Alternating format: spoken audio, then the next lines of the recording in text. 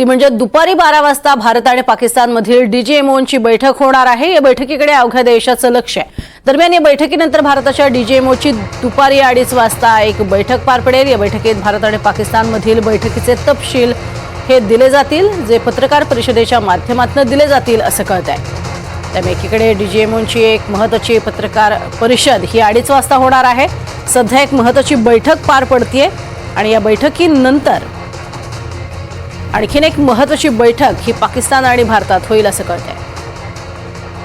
अधिक माहिती घेऊयात राहुल कुलकर्णी यांच्याकडनं। राहुल, आता सध्या एक महत्त्वाची बैठक दिल्लीमध्ये पार पडतेय, तर दुसरी आणखीन एक महत्त्वाची बैठक ही पार पडणार आहे दुपारी 12 वाजता, जी भारत पाकिस्तानमध्ये असेल आणि त्यानंतर पत्रकार परिषद। काय अधिक माहिती? या तिन्हीची सांगड घालता येऊ शकते। म्हणजे आता जी बैठक पंतप्रधानाबरोबर सुरू आहे ती डीजीएमओ पाकिस्तान बरोबर आपल्याकडनं त्यांना काय अटी घालायच्या आहेत त्या संदर्भातली ही बैठक असावी। कारण आधी चर्चा अशी झाली की आधी शस्त्र संघर्ष थांबवा, त्याच्यानंतर दोन देशांमध्ये कम्युनिकेशनचं वेज काय असावेत। कारण हे लक्षात आलं होतं की जेव्हा तीनही दिवसामध्ये हा संघर्ष एका विशिष्ट पातळीवरती होता त्यावेळेला मिलिटरी एस्टॅब्लिशमेंटमध्ये कसल्याच पद्धतीचं कम्युनिकेशन नव्हतं आणि म्हणून अमेरिकेनं पहिलं जे ट्विट केलं त्याच्यात असं म्हटलं की there is a dangerous escalation can happen. कधी जर कुठलीही अशी एखादी घटना घडली, अनुचित प्रकार घडला की तुमच्याकडनं ड्रोन पाठवले जातात, क्षेपणास्त्र पाठवले जातात आणि त्याच्यातनं अशी एखादी घटना घडली की ज्याच्यातनं परत फिरणंच मुश्किल आहे,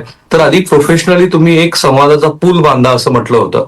तर तो संवादाचा पूल भविष्यातल्या कोणत्याही अनुचित घटनांसाठी बांधावा या दृष्टीनं चर्चा होऊ शकते। दुसरं, जो ऍक्ट ऑफ टेररिझम वरती भारताची आता नवी भूमिका आहे त्याबद्दल पाकिस्तानला सांगितलं जाईल की इथून पुढे असं काही जरी झालं तरी तुमच्या विरोधामध्ये आम्ही कारवाया करू। अशा बऱ्याच गोष्टी असतील की ज्या गोष्टी आता या क्षणाला पंतप्रधानांना ब्रीफ देऊन किंवा त्यांच्याकडनं ब्रीफ घेऊन अटीच्या स्वरूपामध्ये डीजीएमओच्या बैठकीच्या आधी तिन्ही दलाकडनं चर्चा करून केल्या जातील। आता हे झाल्यानंतर पुन्हा दुपारी 2:30 वाजता डीजीएमओच्या समकक्ष किंवा ते स्वतः हे प्रेस ब्रीफिंग करणार आहेत। म्हणजे शक्यता ही पण आहे की ह्या डीजीएमओ पाकिस्तान आणि भारत ह्या दरम्यान जी चर्चा झाली त्याचे तपशील आपल्या देशाला सांगितले जातील। राजनीतिक मुद्द्यावरती मला वाटत नाही की काही स्पष्टीकरण सैन्य दलाकडनं येईल, कारण एका पाठोपाठ एक प्रेस रिलीजेस दिल्या जात आहेत।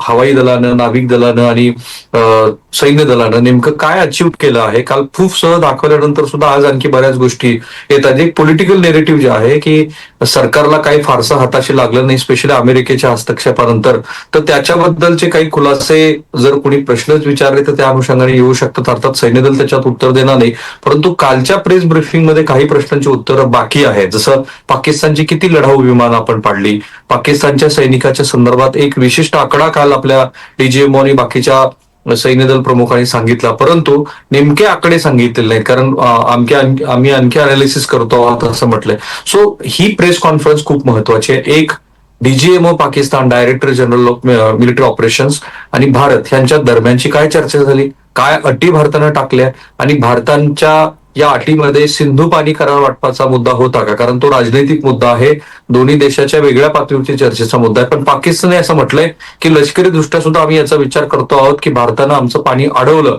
तर तो आम्ही ऍक्ट ऑफ वॉर मानू। तर त्याच्या दृष्टीनं जी चर्चा होईल, कारण अजून हे कळलेलं नाहीये की प्रज्ञा की आपल्याला आपण जो स्थगित केलेला पाणी वाटप करार आहे त्याबद्दलचा नवा आपला भाव काय आहे की हे पाणी वाटप कायमच राहणार आहे का, अशा अनेक प्रश्नाची उत्तरं या 2:30 वाजताच्या प्रेस कॉन्फरन्समध्ये काही प्रमाणामध्ये मिळू शकतात।